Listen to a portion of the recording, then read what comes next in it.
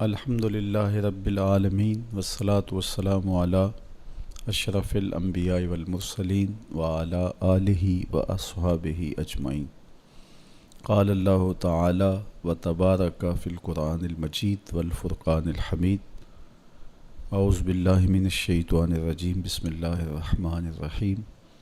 یا ایہا الذین آمنوا اتقوا اللہ حق تقاتہ ولا تموتن الا وانتم مسلمون۔ صدق اللہ مولانا العظیم وصدق رسولہ النبی الکریم الرؤوف الرحیم۔ اللہم نور قلوبنا بالقرآن وزین اخلاقنا بالقرآن وادخلنا الجنة بالقرآن ونجنا من النار بالقرآن۔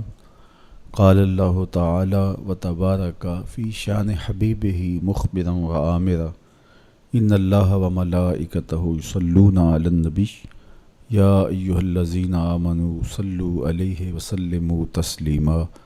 اللہم صلی علی سیدنا و مولانا محمد معدن الجود والکرم صلاۃ و سلاما علیک یا سیدی یا رسول اللہ۔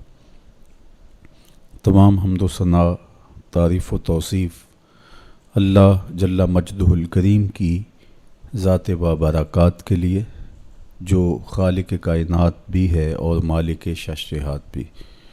اللہ جل وعلا کی حمد و ثنا کے بعد رسول رحمت، شفیع معظم، نبی محتشم، حضور ختمی المرتبت صلی اللہ علیہ وآلہ وسلم کے حضور ناز میں اپنی عقیدتوں، ارادتوں اور محبتوں کا خراج پیش کرنے کے بعد واجب الاحترام ذوی الاحتشام، معزز محتشم ناظرین و ناظرات، السلام علیکم ورحمۃ اللہ وبرکاتہ۔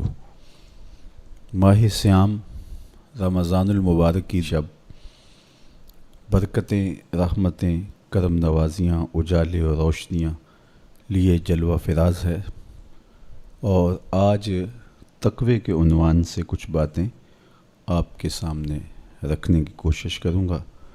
اللہ جل شانہ میری زبان پر کلمۃ الحق جاری فرمائے۔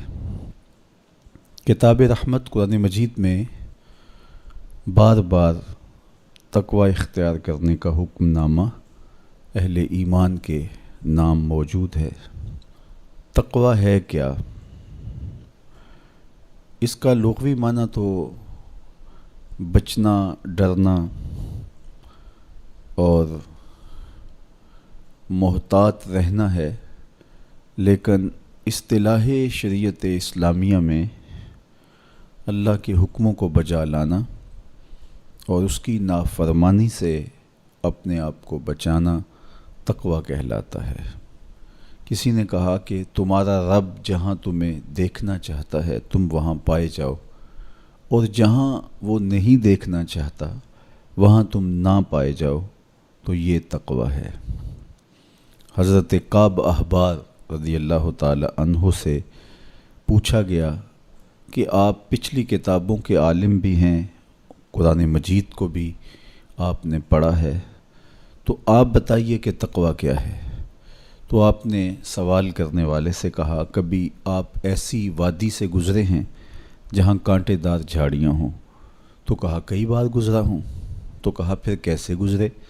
کہا میں اپنے دامن کو سمیٹ لیا کہ ایک ایسی وادی سے میرا گزران ہو رہا ہے جہاں کانٹے دار جھاڑیاں ہیں، تو کوئی کانٹا میرے دامن سے الجھ نہ جائے اور میرا لباس تار تار نہ ہو جائے۔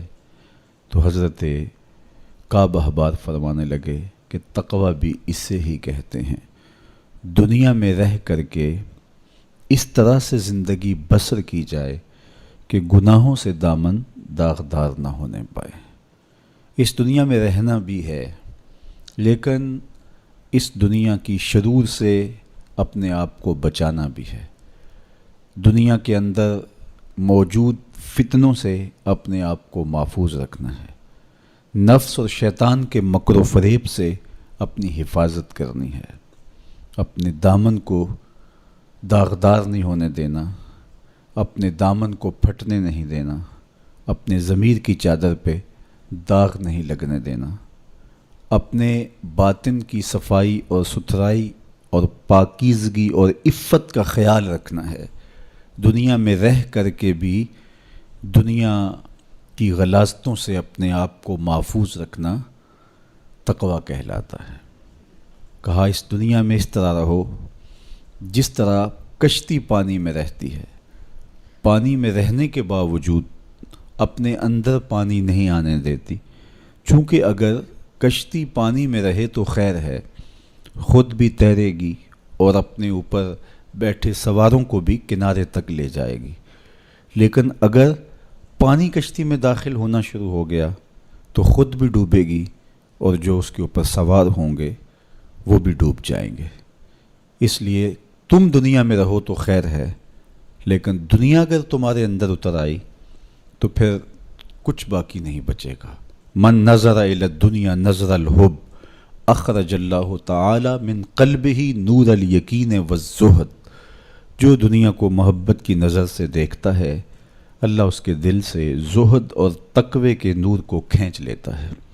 اس لیے اس دنیا میں رہ کر کے بھی اس دنیا سے اپنے آپ کو محفوظ رکھنا ہے۔ اپنی ضرورت کا ضرور رزق جمع کریں، ضرورت سے زائد کمائیں تو ساتھ یہ نیت جڑی ہو کہ معاشرے کے وہ لوگ جو کمانے کی اہلیت نہیں رکھتے میں ان کی ضرورت کو پورا کروں گا، تو یہ دنیا نہیں یہ دین ہوتا ہے۔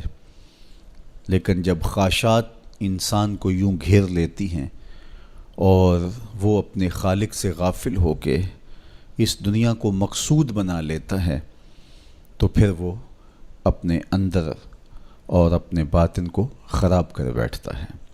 تو کعب احبار فرمانے لگے کہ تقویٰ یہ ہے کہ تم اپنے آپ کو جس طرح کانٹے دار جھاڑیوں کے اندر سے گزارتے ہوئے دامن بچاتے ہو اور کوئی کانٹا تمہارے دامن سے الجھ کر تمہارے دامن کو تار تار نہ کر دے، تمہارا دامن پھٹ نہ جائے، تو احتیاط سے گزرتے ہو، تو دنیا میں بھی یوں محتاط رہو اور اپنے آپ کو گناہوں سے آلودہ نہ ہونے دو۔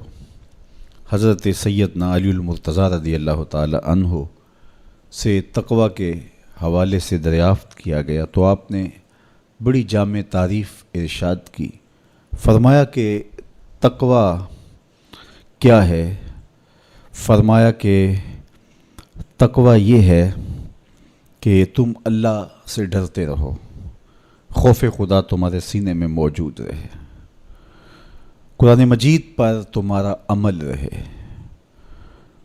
اور تم جو میسر آئے اللہ کی طرف سے اس پر تم قانع ہو، کم پر بھی قناعت تمہارا مزاج ہو، اور چوتھی چیز ارشاد فرمائی کہ تم آخرت کی تیاری میں اپنے آپ کو مصروف رکھو۔ یہ چار وصف اگر تمہارے اندر موجود ہیں تو تم متقی کہلاؤ گے۔ سب سے پہلا وصف کیا ہے کہ اپنے آپ کو اللہ جل شانہ کے خوف میں مبتلا رکھو، اللہ کا ڈر تمہارے سینے میں موجود رہے۔ اللہ کا ڈر کس معنی اور کس مفہوم میں ہونا چاہیے؟ عمومی طور پہ بندہ جس شے سے ڈرتا ہے اس سے وحشت بھی کرتا ہے، اس سے نفرت بھی کرتا ہے۔ سانپ سے ڈرتا ہے، بچھو سے ڈرتا ہے اور موذی جانوروں سے خوف زدہ ہوتا ہے، لیکن اگر ہتھے چڑھ جائیں تو انہیں چھوڑتا بھی نہیں، بلکہ ہمیں تو حکم دیا گیا اقتل الموذی قبل ان یوذی، قبل اس سے کہ موذی تم کو ایذا دے تم اس کا خاتمہ کر ڈالو، اگر تمہارے بس میں ہو تو تم انہیں مار ڈالو۔ تو عمومی طور پہ بندہ جس سے ڈرتا ہے اس سے نفرت بھی کرتا ہے، لیکن اللہ سے بندہ ڈرتا بھی ہے، اس سے محبت بھی کرتا ہے۔ تو یہ ڈر پھر کس مفہوم میں ہوا؟ تو کچھ اشیاء سے، کچھ لوگوں سے ڈر ان کے گزند کی وجہ سے ہوتا ہے، لیکن یہ ڈر جو اللہ کا بندہ مومن کے دل میں ہے یہ محبت کا ڈر ہے۔ جب کوئی کسی سے پیار کرتا ہے تو اس کی ناراضگی سے ڈرتا ہے، وہ روٹھ نہ جائے، وہ ناراض نہ ہو جائے۔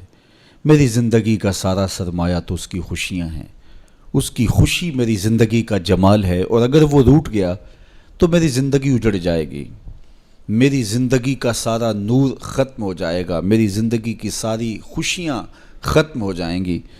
تو اللہ سے ڈرنے کا مفہوم بھی یہی ہے کہ جب بندہ اس سے پیار کرتا ہے، اور مومن کی شان ہے والذین آمنوا اشد حبا للہ، جو اہل ایمان ہیں وہ سب سے زیادہ اپنے رب سے محبت کرتے ہیں، ٹوٹ کے چاہتے ہیں اپنے رب کو۔ تو جب اتنی محبت کرتے ہیں اپنے رب سے تو وہ ڈرتے ہیں کہ کہیں ہمارا رب ہم سے روٹ نہ جائے، ہمارا رب ہم سے ناراض نہ ہو جائے۔ تو یہ احساس جب انسان کے ساتھ ہمیشہ جڑا رہے گا کہ میرا اللہ مجھ سے ناراض نہ ہو جائے، تو پھر اس کی زندگی کتنی خوبصورت ہوگی اور وہ گناہوں سے کیوں نہیں بچ پائے گا۔ تو سیدنا علی المرتضیٰ رضی اللہ تعالیٰ عنہ فرماتے ہیں کہ تقوی یہ ہے کہ تمہارے دل میں اللہ کا خوف بیٹھا رہے اور اس کی ناراضگی سے تم ڈرتے رہو، اور یہ احساس تمہاری زندگی میں جمال اور خوبصورتی پیدا کرے گا۔ دوسری بات، قرآن مجید پر تمہارا عمل ہو۔ جب کتاب اللہ تمہاری رہنما بن جائے اور تم اپنی زندگی کے سارے عمل کتاب اللہ کی بتائی ہوئی تعلیمات کے مطابق کرو گے تو پھر اس کا عملی نتیجہ تو خوبصورت ہوگا۔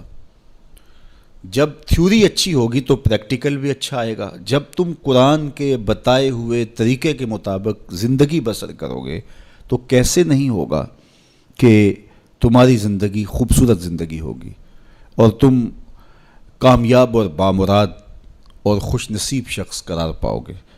اس لیے قرآن مجید پہ عمل اپنی زندگی میں لازم کر لو۔ یہ تمہارے رب نے تمہارے نام رسول کریم صلی اللہ علیہ وآلہ وسلم کی وساطت سے ایک پیغام بھیجا ہے، مکمل ضابطہ حیات ہے، دستور زندگی ہے۔ اس کتاب سے وابستگی، دل بستگی، تعلق کی خاطر تمہیں کبھی رسوا نہیں ہونے دے گا، تمہیں کبھی بے مراد نہیں ہونے دے گا، تمہیں کبھی نقصان میں نہیں پڑنے دے گا، تمہیں ناکام نہیں ہونے دے گا۔ تم ہمیشہ سرخرو ہوگے، کامیاب ہو جاؤ گے، بامراد رہو گے، عزتیں اور وقار تمہارا مقسوم ہوگا اگر اس کتاب کے ساتھ تمہارا تعلق مضبوط ہوا۔ تیسری بات، جو تمہیں میسر ہو اس پر قناعت کرو۔ میسر پر قناعت کرنے کی عادت بن جائے تو زندگی کی تلخیاں ختم ہو جاتی ہیں۔ عمومی طور پہ ہمیں اتنا کچھ اللہ نے عطا کیا ہوا ہوتا ہے، لیکن اس کے باوجود ہم سکون میں نہیں ہوتے، اس لیے کہ ہم ایک ہدف طے کرتے ہیں اور اس کی طرف ہم بڑھتے ہیں۔ تو میسر کا جو سرور ہے، میسر کا جو لطف ہے، اس کو حاصل کرنے کی بجائے جو میسر نہیں ہے اس کی تگ و تاز کے اندر ہم اپنے آپ کو پگھلا رہے ہوتے ہیں۔ تو اس لیے ہم جب اللہ کے دیے گئے پر قناعت کریں گے، ہاں آپ زیادہ کی کوشش کر سکتے ہیں اس نیت کے ساتھ کہ میں دوسرے ضرورت مندوں کی ضرورت بھی پوری کروں، لیکن اطمینان آپ کو یہ ہونا چاہیے کہ جو مجھے میسر ہے، یہ میرا مقدور تھا، یہ مجھے مل گیا، اور اگر میرا مقدور کوئی اور بھی ہوا تو وہ بھی مجھے مل جائے گا، اور ملے گا تب جب اس کا وقت ہوگا، وقت سے پہلے نہیں ملے گا۔ جب ہم اپنے مقدور کو وقت سے پہلے حاصل کرنے کی کوشش کرتے ہیں تو پھر زندگی میں تلخی بھر جاتی ہے، ہم بے چین ہو جاتے ہیں کہ وہ مل کیوں نہیں رہا، میاں وہ کیسے ملے، اس کے ملنے کا بھی وقت ہی نہیں آیا ہے۔ تو ہم ایک اضطراب میں مبتلا ہو جاتے ہیں، بے چین ہو جاتے ہیں۔ اور اگر ہم یہ یقین کر لیں کہ ہمارے مقدور کا ہمیں جب وقت ہوگا تو ضرور ملے گا، تو پھر زندگی کے اندر ایک طمانینت پیدا ہو جائے گی۔ تو جو تھوڑا میسر ہے، جو زیادہ میسر ہے، اس پر ہم مطمئن ہونے کی عادت پیدا کر لیں۔ سیدنا علی المرتضیٰ رضی اللہ تعالی عنہ سے ہی مروی حضور کا ایک فرمان ہے، جو اللہ کے دیے گئے تھوڑے رزق پہ راضی ہو گیا، اللہ اس کے تھوڑے عملوں پہ راضی ہو جائے گا۔ تو قناعت کا جوہر نصیب ہو جائے تو پھر زندگی سوکھی بھی ہو جاتی ہے اور تقوی کی دولت بھی نصیب ہو جاتی ہے۔ چوتھی چیز سیدنا علی المرتضیٰ رضی اللہ تعالیٰ عنہ فرماتے ہیں، یہ ہے کہ تم آخرت کی تیاری میں لگے رہو۔ تمہارا جب ہدف وہ ہے کہ میں ایک دن اللہ کے حضور پیش ہونا ہے اور اپنے سارے اعمال کی جواب دہی اور سارے اعمال کا حساب میں نے اس کے حضور پیش کرنا ہے، تو پھر تم پھونک پھونک کے قدم رکھو گے، حزم و احتیاط سے زندگی گزارو گے۔ اور تقوی نام ہی حزم و احتیاط کا ہے، تقوی نام ہی زندگی کو منظم اور مرتب کر کے اللہ کے حکموں کو بجا لانے کا ہے۔ حضرت شیخ احمد شیخ مجدد الفسانی علیہ رحمہ فرماتے ہیں کہ تقوی دو چیزوں سے عبارت ہے، ایک اللہ کے حکموں کو بجا لانا اور ایک اللہ کی منع کردہ چیزوں سے اجتناب کرنا۔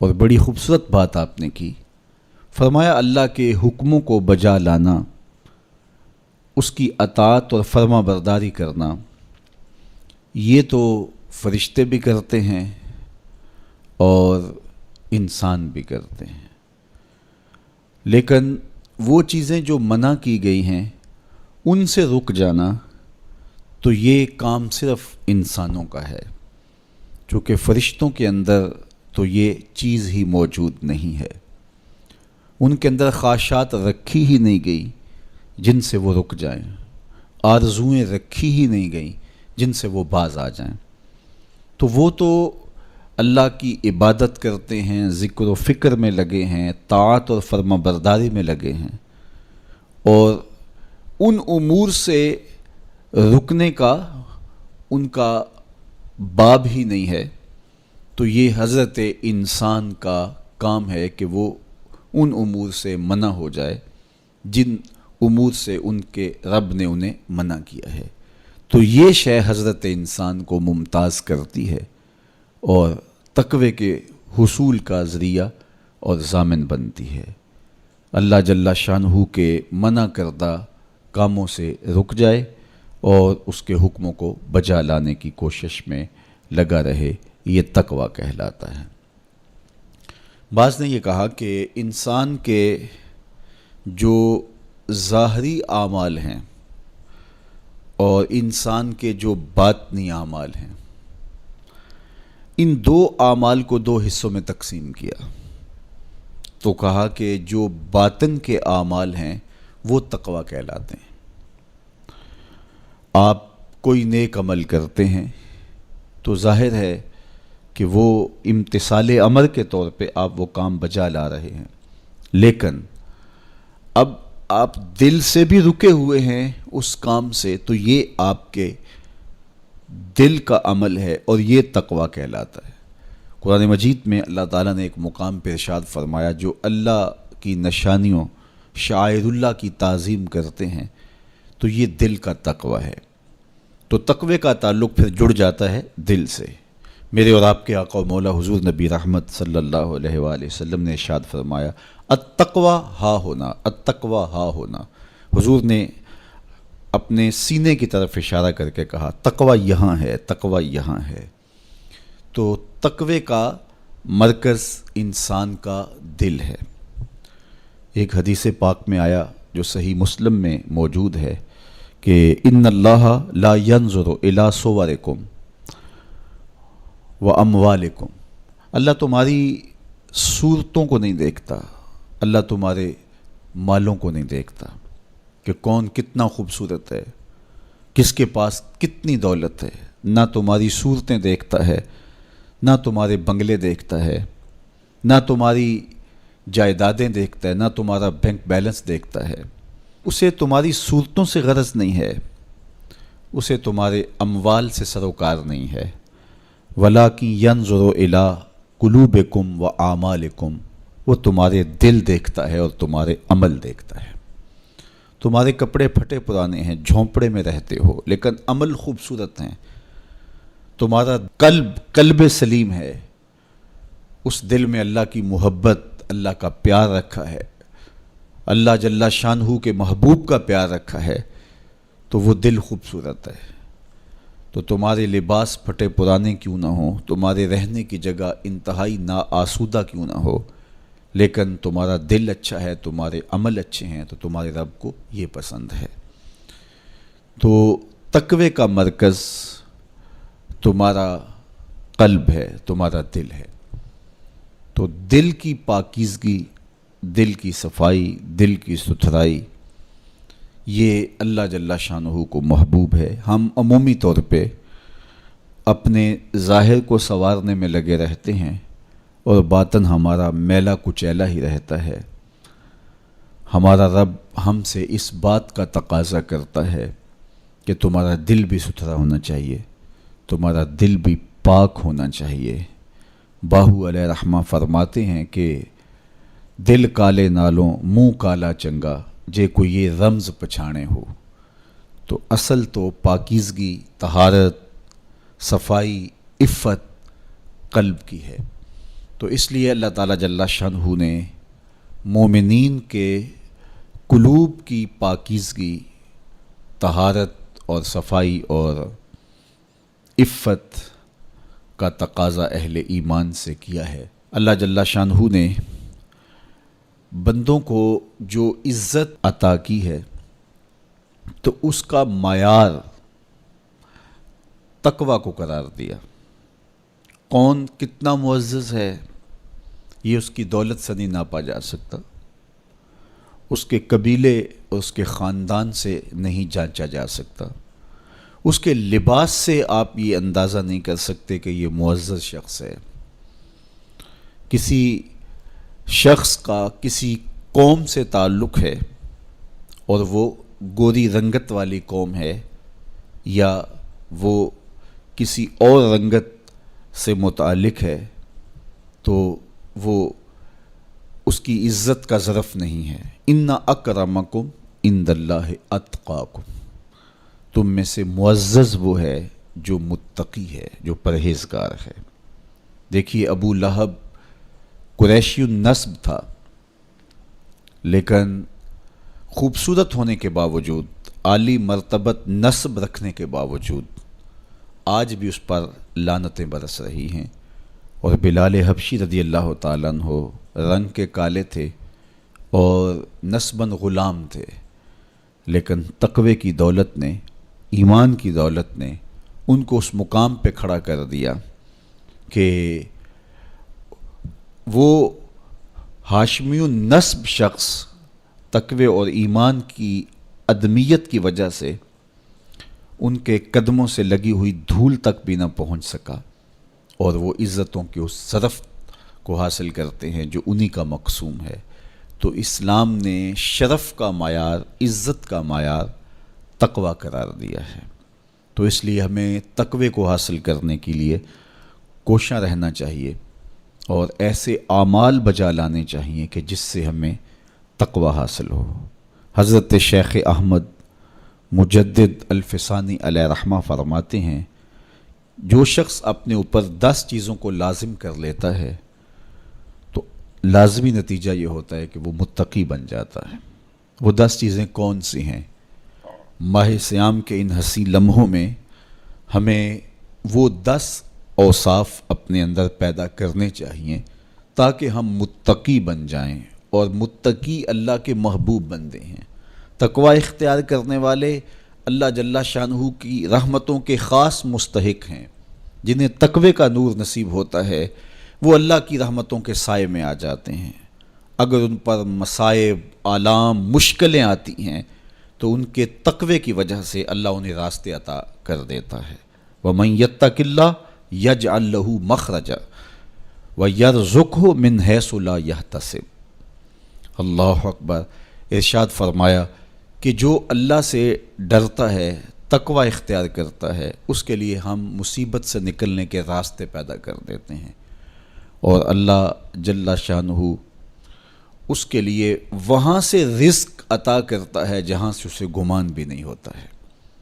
تو یہ تقوی کا نتیجہ ہے جو اہل تقوی کو نصیب ہوتا ہے۔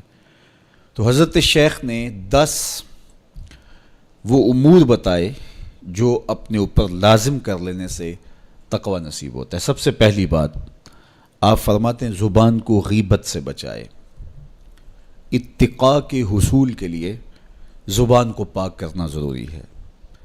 انسان کے زیادہ تر گناہ اس کی زبان کی وجہ سے ہیں، اور غیبت یہ بدترین عمل ہے، اور اس کو بدکاری سے بھی برا قرار دیا گیا ہے۔ الغیبت اشد من الزنا، تو اپنی زبان کو غیبت سے بچائے۔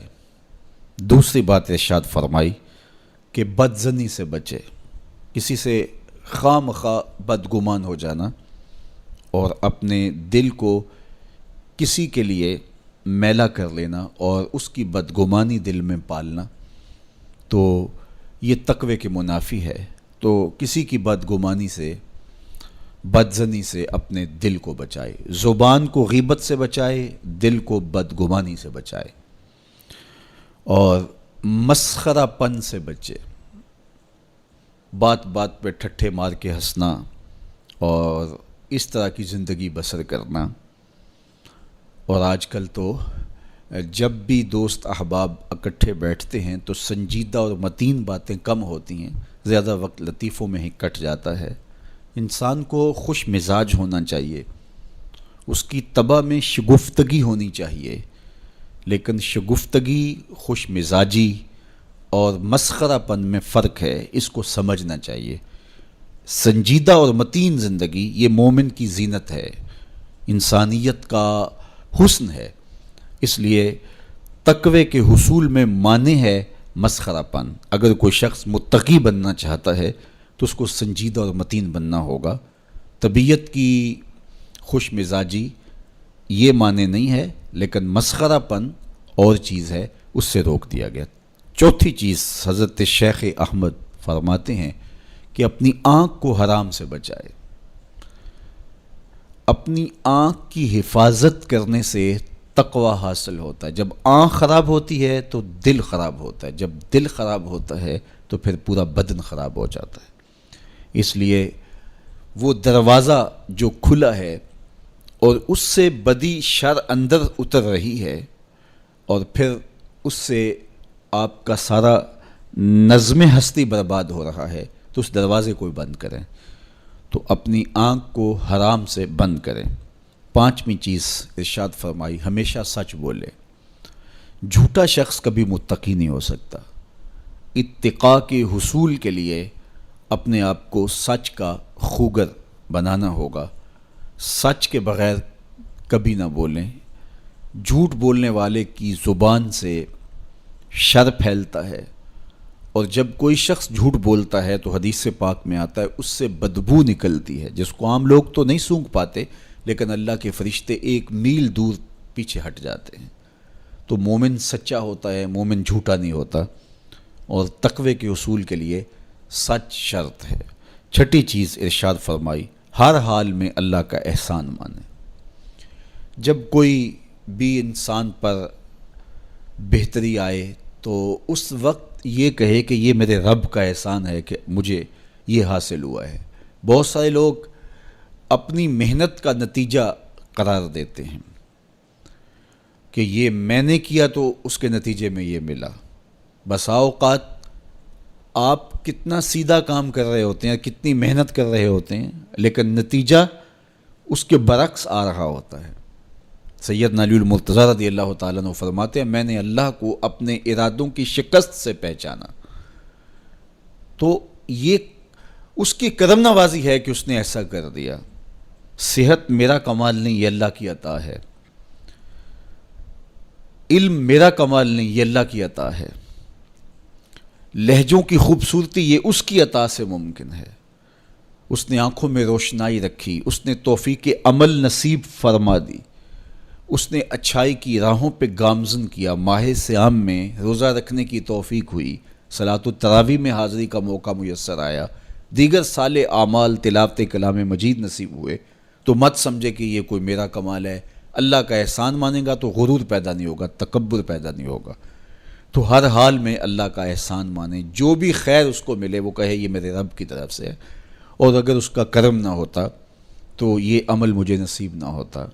اور کتنے عمل ہیں کہ نصیب ہونے کے بعد عجب سے، تکبر سے، ریاکاری سے برباد ہو جاتے ہیں۔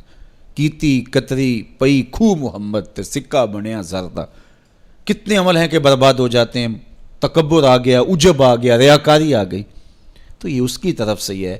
تو جب یہ کہے گا تو عجب، تکبر، غرور کچھ پیدا نہیں ہوگا، تو پھر عمل قبول ہوگا اور انسان تقوی کی منزل تک پہنچے گا۔ ساتویں چیز، اپنا مال راہ حق میں خرچ کرے۔ ناحق راستے پر ایک درہم بھی خرچ نہ کرے۔ کمایا ہوا مال راہ حق میں خرچ کرنے سے اتقاء کی دولت نصیب ہوتی ہے۔ اللہ قیامت کے دن بندے کے قدم اپنے حضور سے ہٹنے نہیں دے گا جب تک اس سے 3 سوال نہیں کر لے گا۔ ان میں سے ایک سوال یہ ہوگا کہ مال کمایا کہاں سے، مال خرچ کہاں کیا۔ جس طرح مال حلال کمانا ضروری ہے، مال کو جائز جگہوں پہ خرچ کرنا بھی ضروری ہے، حق کے راستے پہ خرچ کرنا بھی ضروری ہے۔ اس لیے یہ اپنی طبع کے اندر لازم کر لے کہ کبھی بھی اس کا مال کسی ناجائز اور فضول کام میں خرچ نہ ہو، راہ حق میں اس کا مال لگے۔ 8ویں چیز، نفس کے لیے کبھی بڑائی بلندی نہ چاہے، اس سے طبیعت میں سرکشی آئے گی اور تقوی کے راستے میں یہ عمل مانے ہے۔ اور نمازوں کی حفاظت کرے۔ نمازوں کی اگر حفاظت نہیں کرتا تو باقی سارے عمل اس کے پاس ہیں، تو وہ متقی کیسے بن سکتا ہے؟ چونکہ یہ تو اسلام کا بنیادی فریضہ ہے جو اہل ایمان پر لازم کیا گیا ہے، جو کسی صورت کے اندر بھی، حتیٰ کہ حالت بیماری کے اندر بھی معافی جس کی نہیں ہے، سفر کے اندر بھی نماز کی معافی نہیں، مختصر کر دی گئی، قصر کر دی گئی، لیکن معافی نہیں دی گئی، حالت جنگ کے اندر بھی اس کی معافی نہیں ہے۔ تو نمازوں کی محافظت کرے۔ اور 10ویں چیز، حضرت شیخ فرماتے ہیں عقیدوں کی صحت کا خیال رکھے، اپنے عقیدے، اپنے نظریات خوبصورت رکھے، وہی جو طریقہ مبارکہ اہل سنت و جماعت کے بزرگوں کے عقائد تھے اور شروع سے صحابہ سے لے کے دور موجود تک چلے آ رہے ہیں، ان کی مطابقت کے اندر اپنے عقیدے رکھے۔ نظریات کا عکس اعمال پہ ہوتا ہے، اگر نظریات اچھے نہیں ہیں تو اعمال بھی اچھے نہیں ہیں۔ تو یہ 10 خوبیاں اور 10 چیزیں اگر کسی شخص نے اپنے اندر لازم کر لیں تو پھر لازمی نتیجہ یہ ہے کہ وہ متقی بن جائے گا، وہ پرہیزگار بن جائے گا۔ روزے کا مقصد بھی تقوی ہے، تو یہ بات ذہن میں رکھیے گا کہ صرف روزہ ہی نہیں، ہر عمل خیر کا مقصود تقوی ہے۔ تقوی کا حصول یہ اہل ایمان سے تقاضا ہے ہمارے رب کا کہ وہ متقی بن جائیں۔ متقی ایک صاف ستھرا انسان ہوتا ہے، پاکیزہ وجود ہوتا ہے۔ متقی شخص کسی کو ضرر نہیں دیتا، کسی کو دکھ نہیں پہنچاتا، وہ کسی کا حق غصب نہیں کرتا، کسی پر ظلم، زیادتی، جور و تعدی سے پیش نہیں آتا، وہ لوگوں کے حقوق کی پاسداری کرتا ہے، وہ اپنے فرائض کو پورا کرتا ہے، وہ خلق کے حق کو بھی ادا کرتا ہے اور خالق کے حق کو بھی ادا کرتا ہے۔ وہ دھرتی پر اللہ جل شانہ کی رحمتوں کا روپ ہے، دھرتی کا بوجھ نہیں ہے بلکہ دھرتی کی زینت ہے۔ تو ایسے پاکیزہ وجود یہ مقصود ہیں شریعت کے، اس لیے ہمیں تقوی ہر صورت میں حاصل کرنا چاہیے۔ قرآن مجید میں تقریباً 258 مرتبہ تقوی کو اختیار کرنے کا مختلف صیغوں کے ساتھ حکم دیا گیا ہے۔ تو اب آپ اندازہ کیجئے یہ کتنی اہم شے ہے جس کا تقاضا اہل ایمان سے کیا گیا ہے۔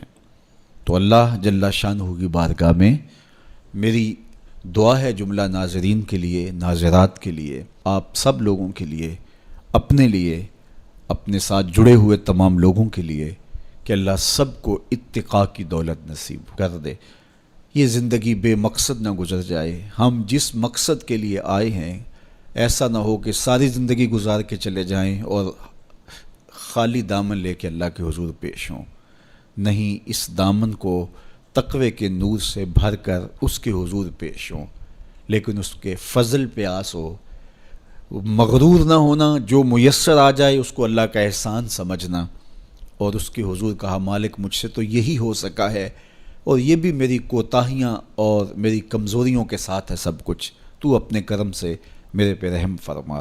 تو اللہ تعالیٰ کو ایسا بندہ بڑا پسند ہے جو اس کو راضی کرنے کی کوشش میں لگا رہتا ہے ساری زندگی۔ آپ کے پاس ایک ملازم ہے اور وہ کمزور ہے، لیکن سارا دن کوشش میں لگا رہتا ہے، کبھی وہ دیواریں صاف کر رہا ہے، کبھی وہ آپ کے دروازے پر کپڑا لگا کے اس کو صاف ستھرا کر رہا ہے، کبھی پانی آپ کو پیش کر رہا ہے، کبھی آپ کی گاڑی کو کپڑا لگا کے صاف کر رہا ہے، کبھی اور آپ کے کام میں لگا ہے، اور وہ کمزور ہے، کبھی بیچارہ تھک کے دھوپ میں بیٹھ بھی جاتا ہے، کبھی اس سے ہوتا ہے کبھی اس سے نہیں ہوتا، لیکن وہ نیت سے برا نہیں ہے، ہر وقت اس کی کوشش ہے کہ صاحب مجھ سے راضی ہو جائیں، تو آپ اس کی بہت ساری کوتاہیاں معاف کر دیتے ہیں۔ وہ کہتے ہیں یار کمزور ضرور ہے لیکن نیت کا ماڑا نہیں ہے۔ تو یار اگر ہم نیت کے ماڑے نہ ہوں، ساری زندگی اللہ کو راضی کرنے کے لیے گزار دیں، تو وہ بھی تو دیکھ رہا ہے یہ میرا بندہ ہے۔ میرے شیخ کامل کا ایک شعر مجھے ابھی یاد آیا کہ دلوں میں بری نہیں نہ نیتوں بری میں، دلوں میں بری نہیں نہ نیتوں بری میں، گناہ میں تو ہو جاندے لاچاریاں نو۔ اگر پھر بھی کوئی گناہ ہو جائے تو اللہ کریم ہے، رؤوف ہے، معاف کرنے والا ہے۔ تو تقوی کا یہ بھی نتیجہ ہے، اس کا ثمرہ ہے کہ آپ سے گناہ سرزد ہو جائے تو آپ کو فوراً توفیق توبہ مل جاتی ہے۔ اگر یہ صالح اعمال آپ بجا لاتے ہوں تو زندگی کے اندر گناہوں کا سرزد ہونا ممکن ہے، لیکن متقی شخص سے گناہ سرزد ہو جائے تو وہ فوراً رجوع اللہ کرتا ہے، فوراً اس کو توفیق توبہ نصیب ہو جاتی ہے، اس کو کھٹکنے لگتا ہے کہ مجھ سے کچھ ہو گیا ہے، تو وہ بے چین ہو جاتا ہے۔ تو آئیے میں اور آپ اپنی زندگیوں میں تقوی کے نور کو بھر لیں۔ جہاں نور ہوگا وہاں اندھیرا نہیں ہوگا، اور اگر یہ نور باطن میں نہیں اترے گا تو وہاں اندھیرے ہوں گے، ظلمتیں ہوں گی۔ تو